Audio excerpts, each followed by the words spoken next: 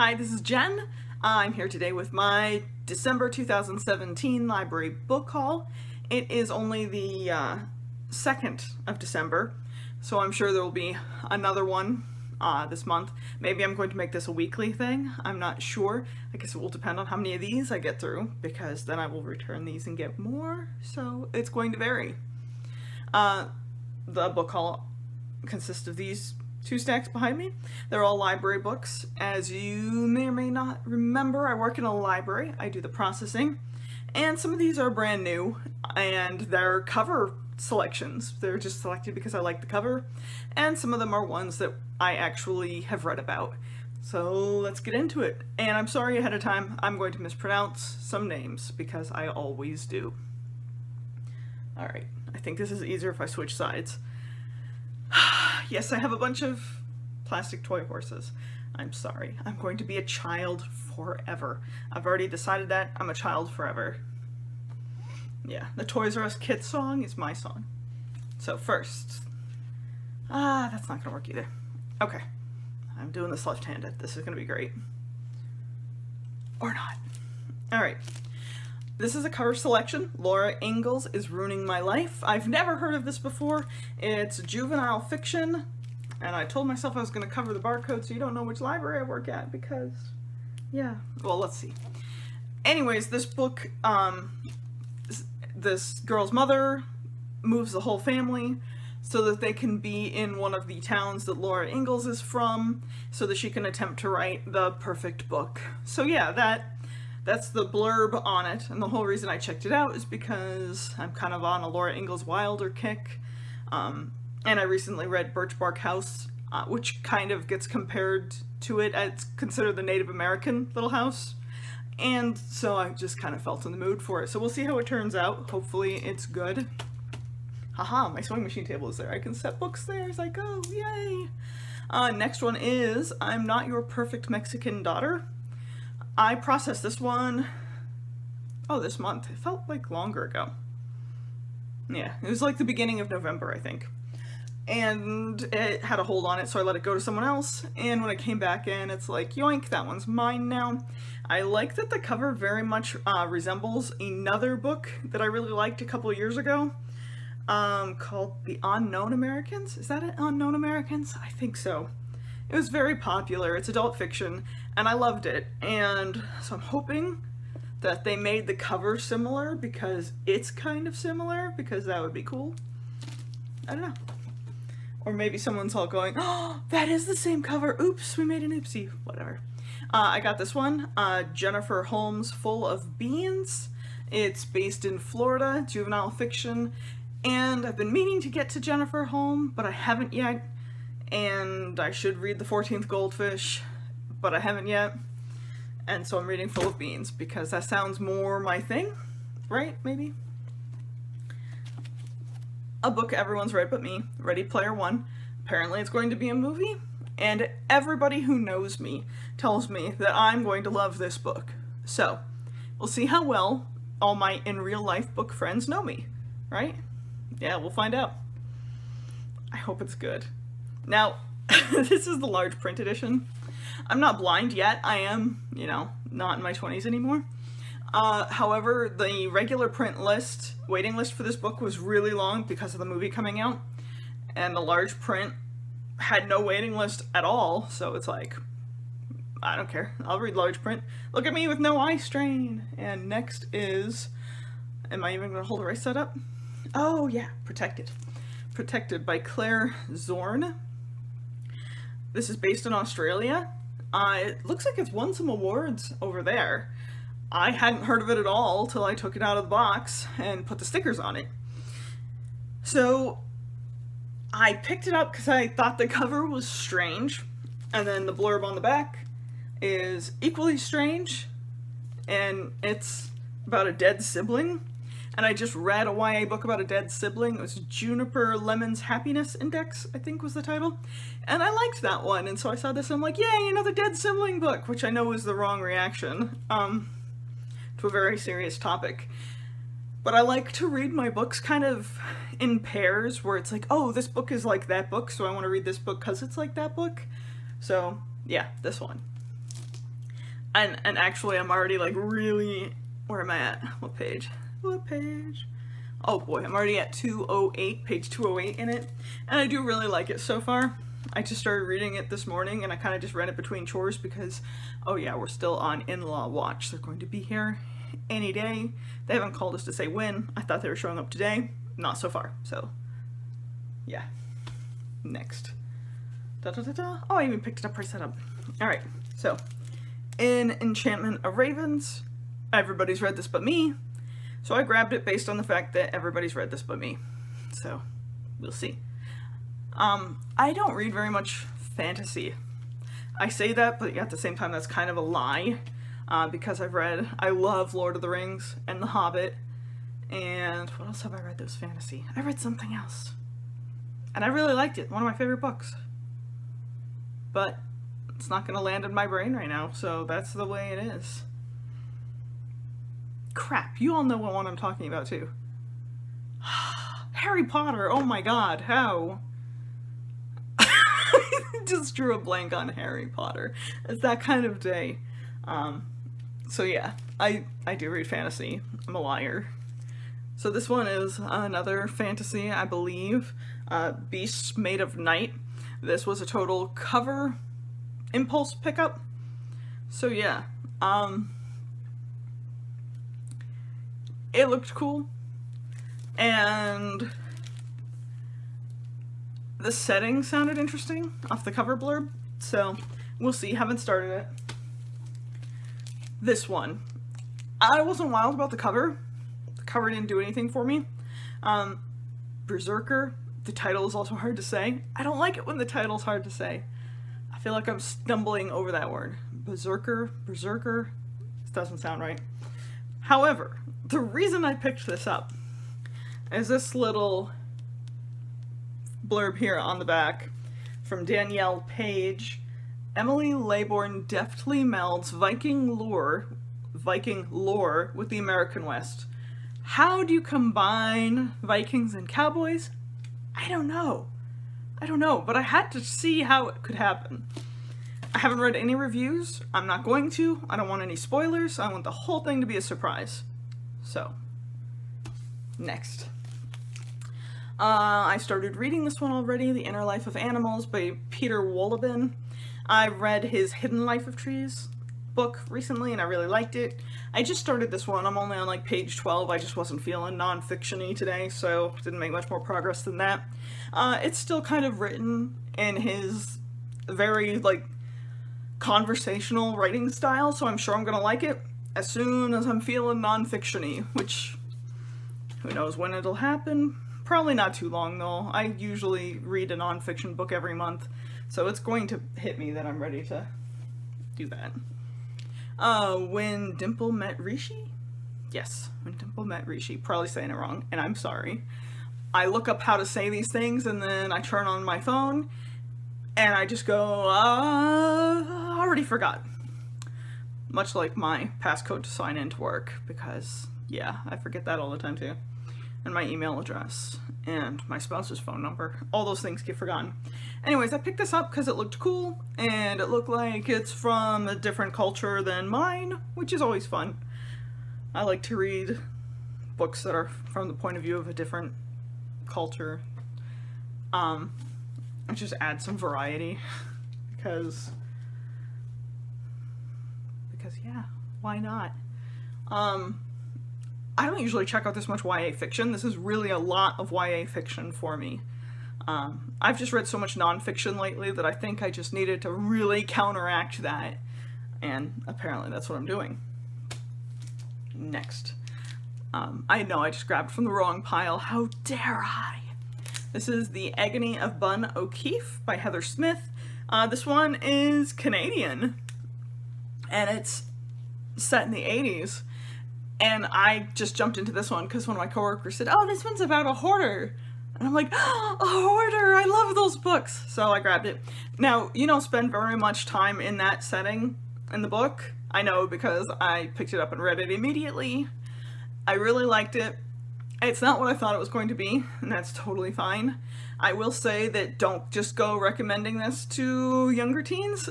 The main character is 14, however the situations are definitely much older than that. There is child molestation and swear words and drug use and HIV and suicide. It's kind of heavy. It's not quite the light little fluffy thing I thought it was going to be. I still recommend it, but for obviously the 18 plus crowd rather than the 14-year-old crowd like the character in the book. Or if you're a parent, pre-read the book. Maybe you decide it's okay for your kid because it's not graphic. It doesn't go into like strong detail, but it's all there. So I don't know. If you think your 14-year-old would love it, maybe read it first. That's all. Alright, I'm gonna grab 2 of these at a time because reaching around is weird. This is me continuing to work through Doll's books. I've read a whole bunch of them. I got this one to read to my daughter. The Giraffe and the Pelly and Me. It looks promising. We're just working through all of them. I think that we've got most of them read, or at least all the ones my library owns are pretty much read. There's probably going to be some that I just have to buy. On a similar note, the one we read last month was his Revolting Rhymes book, which is like these fairy tales retold in rhyme, and they are revolting. He's absolutely right. The word... There's like some sort of swear words in it. The word slut, the word hell, I think there was one other, I can't remember. And the way the characters are illustrated makes you go, I wonder if this is really for kids. It's a little strange. My daughter liked it anyways. I read it to her anyways. I just kind of substituted a few words here and there. And she thought it was really funny. Additionally, what I really love is the last one in his Revolting Rhymes book is Little Red Riding Hood. Now, I read a book by Bethany Wohlleben called Little Red. It's a picture book. And if you've read that picture book, you're going to kind of see that she might have been inspired by Doll's version of Little Red Riding Hood. And it was so neat to see that connection in there. And I love when books are kind of connected where you're like, haha, I see where that's from. Or I see where that could be from. So I thought that was cool. So if you've read Little Red, the picture book by Wohlleben, then you'll want to glance at Doll's Revolting Rhymes. And the last story in that. That one's kind of cool. The next one is out of Trinidad, the Jumbies. And apparently it's based on folklore from Trinidad. I don't know anything about it otherwise, and I'm going to keep it like that because I kind of want it to be a surprise. And I don't think I've read anything fiction-wise that's from Trinidad, so that'll be kind of neat. You know what? I think I have read something, but I couldn't tell you what. I'm going to have to look it up. My memory is totally bogus. Let's see. Ah, yes. The Rooftoppers by Katherine Rundell. Anyways, I checked this out because it gets recommended, or used to get recommended a lot, and I finally got around to it. It was a very pretty book. It's one of those where there's a lot of details, there's music, there's magic without there being magic. So for people who, I get some parents who don't want their kids to read magic, as in like Harry Potter, and they feel that that's witchcraft, and that's fine. However, this book doesn't have actual magic, but somehow manages to have the feel of magic. So I definitely recommend it to those kids who aren't going to be allowed to read Harry Potter until they move out on their own and start sneak reading it, right? Yeah. So, this was really cool. Like the way it was written, I read it in about a day, and I only put it down because I had to, because cleaning and adulting, blah. Next. I'm not going to read this. I'm just going to return this. I'm just returning it. Why? Okay, the reason why I checked this out to read as part of a Goodreads book club read, and I liked Clancy Holling's one of his or two of his other books. I think I like Seabird. There was another one. Paddle to the Sea. Anyways, and I like this book, but I'm not going to read it because I have this weird hang-up. This is a book I have to own, and if I have to own it, then it feels weird to read a library copy of it. I know that doesn't make any sense, but I picked this up, I checked it out, I opened it, I thumbed through it, and I'm like, no, this is an own book, this isn't a rent book. And one day I'm going to do a bookshelf tour, and I'm going to kind of show you what's in my bookshelf collection, because it's kind of weird stuff, and this book fits the weird that I collect. So yeah, it's just getting returned because I'm just going to buy one. Next. This is a fairly new picture book title called Sundae Narwhal. It's by Lisa Mantchev. I'm sorry, I'm saying that wrong. There was a book before this featuring the same character, but it was called Strictly No Elephants. I have not read that book, and I think that you kind of need to read that book to enjoy this book. For me, this book was a 3-star book. For my kid, it was a 5-star book, so I compromised and I gave it 4 stars. Basically, I'm going to read any picture book that has a narwhal. That's just how it is. However, this one's kind of my least favorite in the narwhal genre of picture books. No, really, there have been so many narwhal books released, and I love that. The only thing better are unicorn books, or books that are unicorn narwhal books, which are the best of all. I liked the illustrations in this. The part I didn't like was that Narwhal wants to see the world, but as soon as her friends offer to pull her around in a red wagon in the neighborhood, she immediately backpedals and she's like, no, we might get lost. It's like, dude, you want to see the world, but you're afraid to see the neighborhood. Okay. I know. It made sense to my kid, who was 6. She thought it was great, and so, forgiveness granted. And yes, now I'm throwing books to my bed, because I have a leaning tower on my sewing machine table, so yeah, I need to find another strategy for this. Snappsy and His Best Friend Forever. This is a sequel. I don't know if you've read the original Snappsy. If you have, it was kind of a funny book. A lot of kids liked it for its humor. The little fellow in it, the alligator, he's cute. He's well drawn. And he's funny, especially, he's funny for kids. And his book was pretty popular at the library I work at. However, this one, here's the deal with this one. This little guy has decided that he's Snappsy's best friend, and Snappsy just wants to sit alone and read his book. If you read books, you know exactly what poor Snappsy is feeling. He just wants to sit and read his book, but this clingy friend won't go away. So I spent the whole picture book feeling bad for Snappsy. And my kid, who's kind of an extrovert, is all like, oh, he's got a new friend, yay! And I'm just like, ugh. So, kids, who have never met someone they don't like, will think this book is just great. The adult introvert book nerd person will cringe the whole time going, oh, I've met someone like that. Oh, yeah. Illustrations were cute. It's funny for kids. Again, kid gave it a 5, I gave it a 3. We averaged it out on Goodreads as a 4, which I think is fair. These are still better than a lot of the picture books that come out.